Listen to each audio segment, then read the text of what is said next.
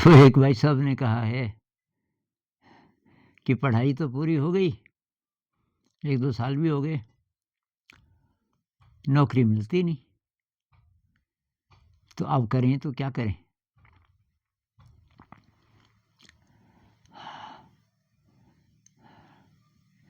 तो भई अगर आप ये ढूँढ रहे हो कि मैंने जो पढ़ा उससे रिलेटेड ही कुछ मिले जॉब, यानी कि थोड़ा डिग्निफाइड जॉब मिले, हाथ का काम नहीं करूँगा, कोई दूसरी लाइन में नहीं जाऊँगा, बिज़नेस लाइन में नहीं जाऊँगा इत्यादि। अगर तो आपने ये सोच लिया कि पढ़े-लिखे लोगों की जो सोच होती है ना कि भई उसी तरीके का जॉब करना है, तो आईएएस, आईपीएस इत्यादि या तो वहाँ निकलें तो थोड़ा-सा उससे नीचे अ उससे नीचे वाला जो है स्तर, उसमें कहीं निकलें।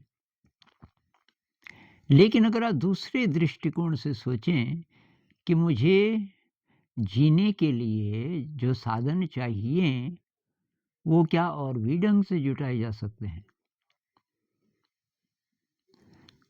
तो अब आप बोलोगे तो पढ़ा किस लिए मैंने? ये 2 साल तो मैंने कॉम्पिटिटिव एग्ज़ाम में भी और वो कोचिंग में भी फ़ीस दी 2-2 लाख और कुल मिला कर के 10-12 लाख खर्च हो गए मेरे। अरे जो हुआ वो तो हुआ। अब तुम फालतू बैठे हो घर में, तो कुछ तो करना पड़ेगा ना। तो भई सोचो, पता करो तुम क्या कर सकते हो। हर इंसान के अंदर कोई टैलेंट होता है।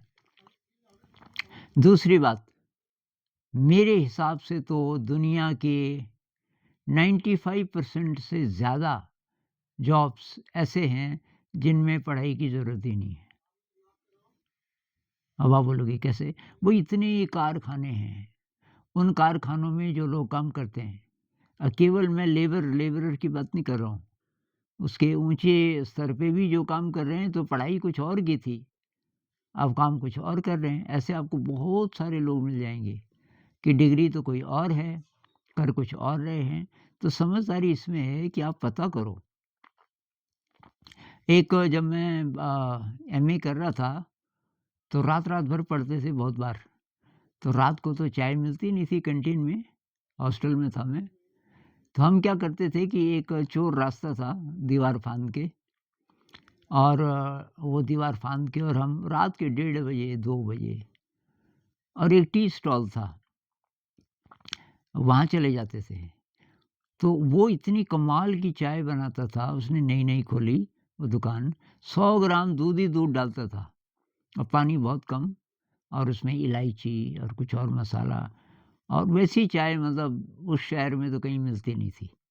और वहाँ ड्राइवर्स भी बहुत रुकते थे, आगे सड़क में ज़रा जगह थी, दुकान तो उसकी बहुत छोटी थी।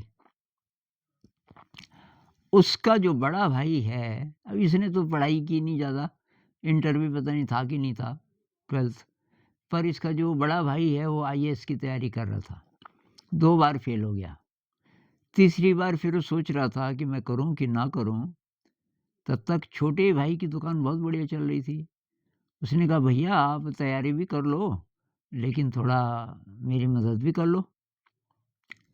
तो छोटे भाई ने कहा कि, "तू ठीक बोल रहा है, लेकिन कि यार जब ये करना ही है, थोड़ा-सा बड़ी जगह चाहिए, ये तो छोटा-सा कमरा है, इसमें बैठने का बहुत कम है, बाकी लोग बाहर खड़े रहते हैं, कोई दूसरी जगह।" तो उन्होंने साहब एक ऐसी जगह ढूँढी जिसमें कि आगे आगे भी बहुत जगह थी अ, सड़क और दुकान के बीच में और ये दुमंजिले बड़े-बड़े हॉल और उसमें फर्नीचर वगैरह लगा दिया, तो उसमें काफ़ी लोग बैठ सकते थे और वो बढ़ा दिया मतलब चाय के अलावा कुछ और चीज़ें बनाने लगे, समोसे बनाने लगे गर्मियों में आइसक्रीम ऐसा।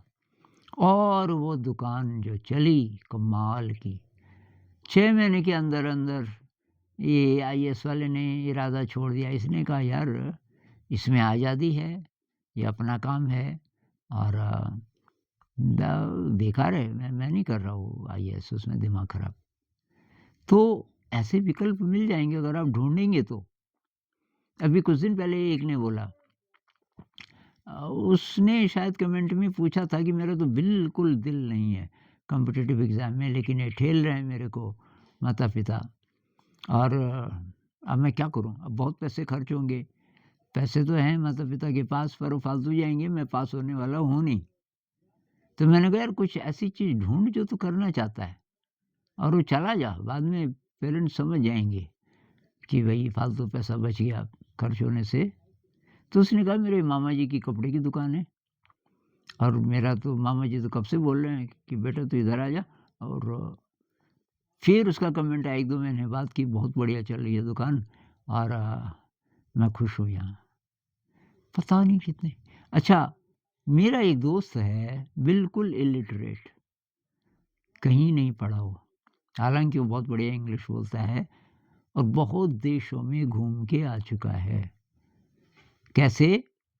तो उसको कठपुतली का पता था। वो ऐसी जगह पैदा हुआ था जहाँ कठपुतली तो बच्चे-बच्चे को आती है, धागे वाली कठपुतली और उसका दिमाग बहुत तेज़ था। है मतलब अभी दोस्त है मेरा तो। तो उसने देखा कि इस कठपुतली को कैसे मॉडिफ़ाई किया जा सकता है, तो उसने ग्लव पपेट्स बनाए, उसने पेपर मैशे का यूज़ करके पपेट्स बनाए और उससे नाटक करने लगा। तो उसका कॉन्फिडेंस बहुत कमाल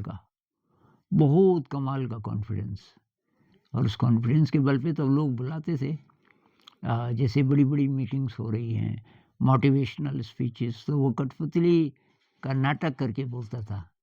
बहुत पॉपुलर कई देशों में जा चुका है, अभी काफ़ी पैसे वाला भी हो गया। तो एक उदाहरण है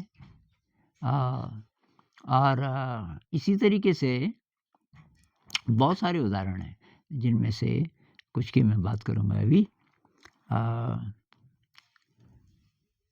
तो बात ये है ना, आपको पता कैसे चलेगा कि आपके अंदर क्या क्वालिटी है? कई लोग कहते हैं कि मुझे पैशन का पता ही नहीं चल रहा। अरे भाई घर ही में बैठे रहोगे, कैसे पता चलेगा? ज़रा निकलो घर से। ये कह रहा है मुझे बहुत डर लग रहा है, घर से निकलना चाहता हूँ, बहुत डर लग रहा है। भई अब मैं ऐसे डरता तो मैं तो कहीं भी ना जाता, मैं तो घूमता ही रहा, बिना पैसे के। और मुझे तो ऐसे-ऐसे लोग मिले कि यार आनंद तू हमारे साथ रह जा बस और सब हम करेंगे। मैं शांति निकेतन गया तो वीणा अला से हेड ऑफ डिपार्टमेंट तो उनको साहित्य अकेडमी अवार्ड भी मिला था। बहुत बड़ी विद्वान, अब उनसे थोड़ा दोस्ती हो गई, तो वीणा दीदी कहने लगी आनंद तू कुछ मत कर बस तू मेरे साथ रह। एक आर्टिस्ट मिली वहीं शामली दीदी, वो भी यही बोले कि आनंदो कि तुम बस मेरे साथ रहो और बस सब मैं देखूँगी। तो मुझे बंधन जैसा लगता था, मैं रहा नहीं उनके साथ लेकिन भई बहुत बहुत अपॉर्च्युनिटीज़ हैं ज़िंदगी में। वो शेर है ना, तू बचा बचा के न रख इसे, तेरा आईना है वो आईना, जो शिकस्त हो तो अजीज तर, है निगाहे आईना साज में। तो शायद ये इकबाल साहब का शेर है, तेरा जो आईना है, जो जिसने तेरे को बनाया और तेरे को क्वालिटीज़ दी बहुत सारी, तो जो क्वालिटीज़ हैं तेरे अंदर जो दिव्य गुण हैं उनको वो बोल रहे हैं आईना। उस आईने को सँभाल के मत रख, एकदम पैक करके और बक्से के अंदर। उसको शिकस्त मतलब टूटने दे। उस आईने को टूटने दे, एक आईने के 1000 आईने बन जाएँगे। जब आईना टूटता है तो उसका हर टुकड़ा आईना हो जाता है। मतलब तू अपनी क्वालिटीज़ को बिखेर दुनिया में और वो बढ़ेगी तब। ये बीज की तरह है। हमारे जो सद्गुण हैं, बीज की तरह हैं। अगर आप बोओगे उनको तो फसल होगी और कई गुना होगी। आपने एक मुट्ठी बोया और वो हो गया बहुत ज़्यादा, 1 बोरी के बराबर। ऐसे होता है। तो आप अपनी क्वालिटीज़ को ढूँढो और वो ढूँढोगे कैसे जब निकलोगे भाई घर से। देखो दुनिया में क्या-क्या हो रहा है और हाथ का काम करने से मत शर्माओ। मेरा एक और दोस्त था, पढ़ाई लिखाई बहुत ज़्यादा तो नहीं की उसने, पता नहीं 12 तो किया होगा शायद। और वो घर से भाग गया। घर से भाग गया किसी के साथ कि यार मैं ना पढ़ाई कर रहा और ना मैं यहाँ रह रहा गाँव में। तो वो चला गया पंजाब में कहीं, किसी शहर में, और वहाँ उसकी साइकिल खराब हुई एक दिन और वो ले गया रिपेयर जो करते हैं उसके पास। अब जब वो रिपेयर कर रहा था, ये बहुत ध्यान से देख रहा था, ये इसका दिमाग उस प्रकार का था, मशीनों के साथ बहुत अच्छा। और ये उसको पूछता भी रहा, तो वो खोल के कि ये ऐसे, ये ऐसे, ये ऐसे, ऐसे। फिर वो अक्सर आ जाए उसके पास जैसे ही टाइम मिले। और तो साइकिल वाले ने कहा कि भाई आप सीखना चाह रहे हो ये? कि हाँ, कि मुझे तो बहुत मज़ा आ रहा है। तो फिर ये ले लो, इसको ठीक करने की कोशिश करो। ये खटारा साइकिल किसी ने रखा है और देखो इसमें क्या-क्या है। धीरे-धीरे वो साइकिल का एक्सपर्ट बन गया और फिर वो बड़ी फैक्ट्री में जहाँ बहुत सारे साइकिल्स बनते होंगे, वहाँ चला गया और वहाँ काफ़ी बड़े पद पे।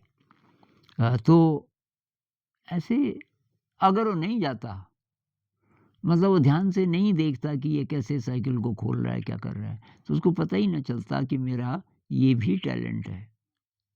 तो किसी का कुकिंग में हो सकता है, किसी का डेकोरेशन में हो सकता है, अ, किसी का लोगों के साथ बातचीत करने में हो सकता है, जैसे रिसेप्शन करना, जैसे शादी वगैरह पे लोगों से बात करना, वो भी एक बहुत बड़ा स्किल है। आप अपना स्किल ढूँढिए और उस पर काम कीजिए। और बहुत सारे रास्ते हैं, पर घर बैठे नहीं मिलेंगे भई। ऑनलाइन बहुत सारी चीज़ें हैं जो आप कर सकते हो। जो आपका टैलेंट है वो सिखाना शुरू कर दो।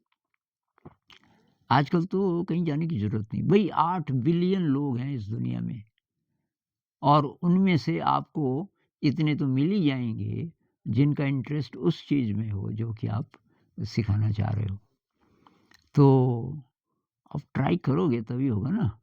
तो भई ये कोई मुश्किल बात नहीं है। अब मेरी डिग्री तो यार कहीं काम नहीं आई। मैंने एमए किया, एमफिल किया, कुछ काम। हाँ, मैंने इंग्लिश तो सीखी, लेकिन उद्देश्य उद्देश्य मेरा तो वही था, इंग्लिश सीखना, नौकरी नहीं था उद्देश्य। लेकिन मुझे जो काम मिले जहाँ-जहाँ, उसमें डिग्रियाँ काम नहीं आई। इसमें मेरा इनोवेशन, मेरी क्रिएटिविटी वो काम आई। तो भई बात वही है असली कि एक तो विश्वास करो कि मेरे अंदर अनंत शक्ति है। उसी शक्ति को आप परमात्मा कह लो, अल्लाह कह लो, चाहे मेरे ही अंदर है अनंत शक्ति, और उसको मैं एक्सेस कर सकता हूँ। और अगर मैं समर्पण कर दूँ टोटल, उसी शक्ति पे छोड़ दूँ कि आप गाइड करो, मुझे क्या करना है, तब चमत्कार होने शुरू होंगे।